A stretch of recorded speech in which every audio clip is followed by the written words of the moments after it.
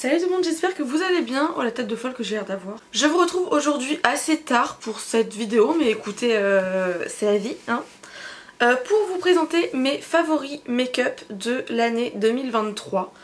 Alors, je précise qu'il n'y a pas forcément des produits qui sont... il n'y a même pas, je pense, de produits qui sont sortis en 2023. Parce qu'en 2023, j'avoue que j'ai pas testé énormément de nouveautés.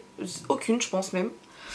Par contre, c'est tous les produits que j'ai utilisés tout au long de l'année et les produits qui sont ressortis du lot et que j'ai préféré utiliser tout simplement. Voilà, donc c'est parti, je zoome et on commence tout de suite. On va commencer tout de suite. Donc en termes de base, je n'ai pas de base favorite. Je pense que je n'ai jamais eu une base favorite. Parce que je trouve que les bases en fait ça fait... J'ai jamais trouvé une base qui fait vraiment un truc de ouf, tout simplement. Du coup on part sur le fond de teint. Pour le fond de teint, mon favori 2023 c'est clairement le MUA Makeup Academy. C'est le Pro Base, il est génial, il coûte extrêmement peu cher. Et il est vraiment parfait, enfin je le trouve vraiment beau, il a un beau rendu. Son seul défaut actuellement c'est qu'il est peut-être un petit peu trop foncé pour ma carnation. Vous voyez là j'ai un bouton d'ailleurs, il est horrible. Et normalement ça le couvre assez bien. Ah bon, j'aime beaucoup vraiment ce fond de teint, il se fond super bien à la peau. Je trouve vraiment qu'il est imperceptible, on le voit pas du tout. Par contre faut pas en mettre trop pour le coup. Je n'ai jamais autant aimé mon teint que depuis que j'utilise ce fond de teint. Pour l'anti-cerne, sans aucune originalité, mon favori de 2023 ça reste le Tarte. Je n'ai trouvé aucun anti-cerne qui a détrôné le Tarte pour le moment. Si vous en avez à me conseiller, n'hésitez pas. J'en ai mis trop. N'hésitez pas du tout, écoutez, ça m'intéresse toujours de savoir. Et quand je mets ce fond de teint, vu qu'il est un petit peu foncé, j'en mets juste sur mes zones de lumière. D'habitude je fais pas ça parce que c'est pas un truc que j'apprécie forcément. Mais là c'est juste qu'il est un tout petit peu trop foncé. Enfin trop foncé. En vrai il est pas trop foncé, c'est juste que c'est vraiment je dirais soit vraiment pile ma teinte. Non c'est pas pile ma teinte, c'est un tout petit peu plus foncé que ma teinte. Mais c'est pas choquant quoi, genre ça se voit pas à 15 km. Mais bon je pense que j'ai pas besoin de vous parler du Tarte hein. Tout le monde le connaît, c'est un fond de teint pas du tout, comment on appelle ça? Un anti-cerne qui est extrêmement couvrant. Bon si vous avez la peau sèche, je trouve qu'il doit quand même assécher je pense. J'ai pas la peau sèche personnellement, j'ai la peau mixte à grasse. Mais clairement avec le Tarte on peut couvrir toute son âme et ça c'est fort appréciable quand on a des grosses cernes. Je ne fais pas partie de la team grosse cerne. Ou en tout cas c'est pas des cernes qui vont me déranger. Mais écoutez j'aime beaucoup cet anti-cerne là. Mon grand favori de cette année, enfin de 2023, c'est les produits crème pour le teint. Vraiment j'ai découvert les produits crème pour le teint qui sont absolument géniaux. Du coup là j'en ai sélectionné un. Est-ce que j'ai réellement un favori? Je ne suis pas sûre. Mais j'ai sélectionné le ELF que je sais que j'aimais bien. Enfin que j'aime bien quoi. La teinte en plus elle est vraiment pas mal et ça c'est rare de trouver des teintes qui sont extrêmement bien pour ma carnation qui est extrêmement claire. Je vais y reprendre un pinceau fond de teint comme ça, c'est un de chez NYX celui-ci qui est très bien aussi d'ailleurs. Et je vais venir l'appliquer directement avec ce pinceau sur mon visage parce qu'il y en a un, je ne sais plus c'est lequel en fait, c'est pour ça que je fais au pinceau. Il y en a un qui ne s'appliquait pas bien, qui ne s'appliquait pas bien au Beauty Blender. Donc là je vais juste essayer au pinceau et je pense que... Oui ça va, j'avais l'impression que ça me faisait des taches et que ça m'enlevait le fond de teint en dessous mais non. Non non non, du coup il s'applique plutôt bien au pinceau. Ce qui est bien c'est que du coup je le découvre aussi en même temps. Enfin je le découvre, je ne savais plus si c'était celui-ci ou un autre que j'ai. Clairement là il n'y a absolument aucun doute, mon favori en blush c'est le Rare Beauty. Il est incroyable, la texture est incroyable, la couleur est incroyable, je l'aime beaucoup, c'est la teinte Joy celui-ci. Et j'en ai qu'un, il faudrait que j'en achète d'autres parce qu'ils sont vraiment vraiment bien. Je l'ai jamais appliqué au pinceau, on va essayer au pinceau. Je crois que je regrette mon idée. Je regrette mon idée au pinceau. Je vais venir reprendre mon éponge. Moi je l'applique avec l'éponge côté fond de teint. Ça donne directement envie, hein, c'est incroyable. En termes de poudre, je ne vais pas avoir une poudre favorite. Celle que j'aime bien, que j'ai déjà racheté plusieurs fois, c'est la W7. Parce qu'en termes de rapport qualité-prix, elle est très très bien. Mais après, poudre favorite, je n'en ai pas, je pense. Faudrait que j'en teste d'autres pareil. Dites-moi si vous avez des poudres que vous aimez bien. Bah vous savez quoi, dites-moi vos produits à vous favoris dans les commentaires. Et écoutez, peut-être que ça me fera tester des nouveaux produits parce qu'en ce moment j'ai envie de tester des choses mais je ne sais pas quoi. Et j'ai pas envie de dépenser mon argent dans tout et n'importe quoi étant donné que je n'ai pas d'argent. Voilà. En termes d'highlighter c'est pareil, mon favori n'a pas changé depuis des années. Il y en a un que je voulais absolument tester mais que j'ai toujours pas acheté pour le tester donc on verra, peut-être que je le ferai un jour. Mais mon favori c'est toujours le Kiko, c'est la collection Ocean Feel. Et c'est la teinte Golden Vibes. Bon je vous donne toutes les infos mais en fait c'était une édition limitée donc il n'est plus disponible. Mais c'est un doré. Il a des reflets dorés. J'adore ce...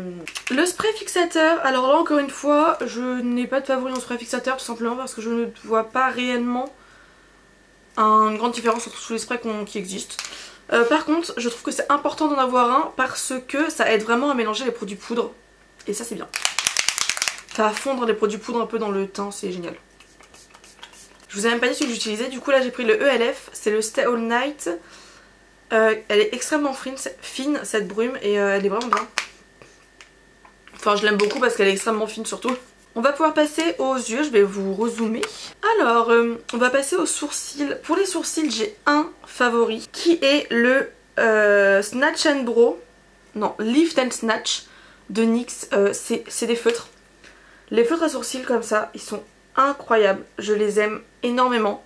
Voilà, je vais faire mes sourcils avec ça. Bon, je vais faire mes sourcils hors caméra, je pense parce que je galère toujours à les faire devant la caméra. Et alors ces feutres là sont vraiment super si vous voulez juste dessiner quelques poils dans vos sourcils. Moi, personnellement, je redessine quand même une queue de sourcil. Parce que j'épile pas mal. J'épile pas mal en fait. J'enlève un bout de mon sourcil quand je les épile. Parce que je n'aime pas la forme qu'ils ont. Donc je me recrée une forme en fait que j'aime bien. Pour venir les fixer, je viens utiliser le NYX Control Freak qui ne fait pas forcément partie de mes favoris. Juste, c'est pratique. Tout simplement. Pareil, j'ai la sourcil, je n'ai pas un favori spécifique. Le seul truc que je fais vraiment avec mes gels à sourcils, c'est que si je veux des sourcils qui vont tenir vraiment toute la journée, toute la soirée, toute la vie, j'utilise le gel Got To Be. Pour la base à paupières, on part évidemment sur la P. Louise.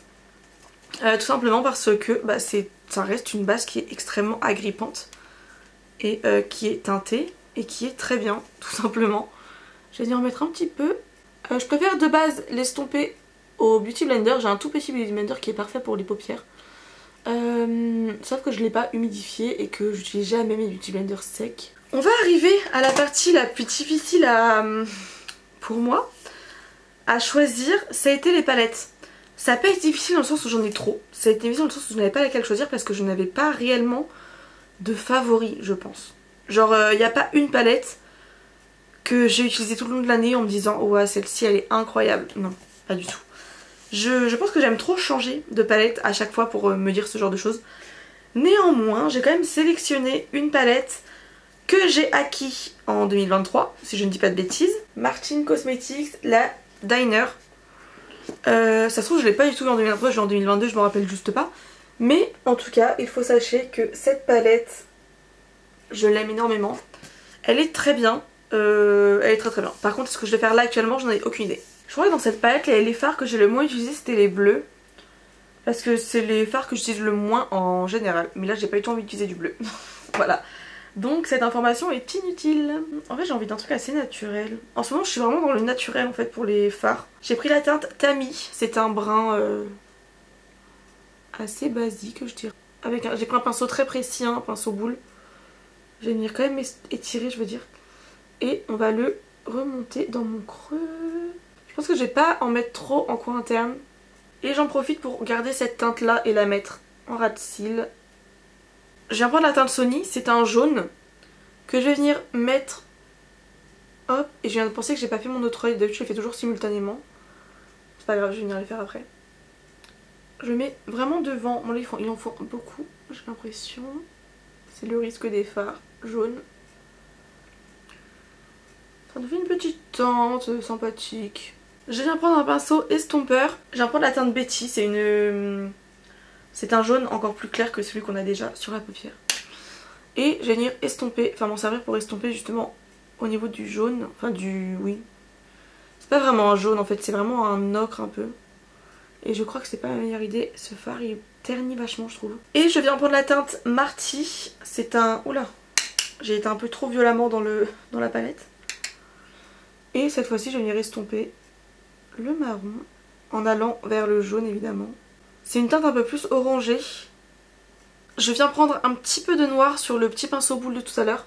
Et je viens le mettre en... ici là, au niveau du coin externe. Donc pour estomper je reprends juste le pinceau estompeur de tout à l'heure. Sans rajouter de matière dessus, hein, je viens juste vraiment... Hop, et je vais venir reprendre le fard intermédiaire.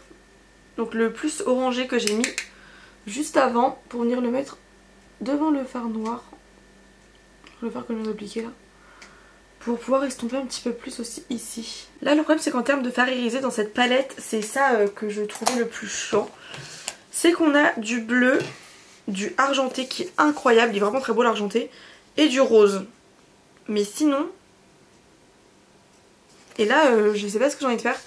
J'ai pas trop envie de mettre du bleu. Je vais mettre ce bleu vert je pense. Et je viens pas nettoyer ma paupière parce que j'ai la flemme clairement. Moi je pense que ça le fait, il est assez clair. Bon, ça nous fait une petite couleur supplémentaire. Enfin même pas supplémentaire, ça nous fait juste une petite couleur parce que bon on était très neutre quand même en termes de couleur. C'est pas mal, qu'est-ce qu'on en pense? Je viens quand même prendre un plus petit pinceau et la couleur la plus claire. Et je vais en mettre hop, un peu sur le bleu ici, mais surtout en coin interne. Ah oui, donc celle-ci elle fait vachement de chute je trouve. Je pense qu'elle est beaucoup plus pailletée que les autres. Et moi quelque chose que j'aime bien faire c'est venir remettre ici mon liner favori de ma découverte de cette année. Enfin de... non en vrai là je mens un peu. C'était l'année dernière quand même où je l'ai découvert. C'est le liner Epic Ink de chez NYX qui est clairement le meilleur liner niveau rapport qualité-prix. Il est vraiment super. Le seul problème, gros défaut de ce liner, c'est qu'il a tendance à, sur certains, le mien il le fait pas, heureusement, je suis contente, mais il a tendance à, comment on dit, à couler, voilà. J'ai d'autres favoris en termes de liner pour cette année. Ce sont les liners Glycine Cosmétique que je vais pas venir utiliser là pour des raisons évidentes de qu'est-ce que j'en fais, où est-ce que je les mets. Mais ma grosse découverte vraiment c'était les Glycine Cosmétiques qui sont vraiment très bien. Moi je les ai en... c'est des petits que j'ai mais ils sont vraiment géniaux. On va passer au mascara. Et mon mascara préféré de cette année c'est le Hypnose Drama de chez Lancôme. Il est vraiment super. Bon je viens toujours recourber mes cils. Voilà pour les yeux ce que ça donne. Bah écoutez c'est pas si mal. Au final le bleu comme ça j'aime bien. J'avais des doutes au début, j'étais pas hyper emballée. Mais ça va, j'aime bien. On va pouvoir terminer avec les lèvres. Pour les lèvres, ma grosse découverte de cette année et la chose que j'utilise tout le temps depuis... En fait c'est depuis qu'il y a eu le Covid, j'utilise vraiment très peu de rouge à lèvres. C'est assez rare. C'est pas... J'en utilise hein, mais c'est plus rare qu'avant. Enfin, peut-être que je l'ai rangé dans un sac, il est toujours dans un de mes sacs. Mais j'utilise beaucoup d'huile à lèvres et celle de Shein, c'était ma préférée. Bah, c'est toujours ma préférée d'ailleurs, je n'ai pas une mieux, j'en ai pas eu une que j'ai préférée celle-ci. Donc, j'ai sorti. Un truc que je fais de temps en temps mais que je ne fais pas tout le temps, c'est mettre du crayon en contour et mettre mon huile à lèvres dessus. Voilà, je le fais pas souvent donc je l'ai pas fait là, c'est pas non plus le truc que je préfère faire. Mais c'est quelque chose qui se fait plutôt bien, voilà. Bon voilà c'est tout pour ce petit make-up avec mes favoris 2023, j'espère que ça vous aura plu. N'hésitez pas à me laisser dans les commentaires vos favoris 2023 et peut-être que je les ai testés ou pas, je ne sais pas, on verra. En tout cas on se retrouve très bientôt pour une nouvelle vidéo, bisous. So catch me if I fall.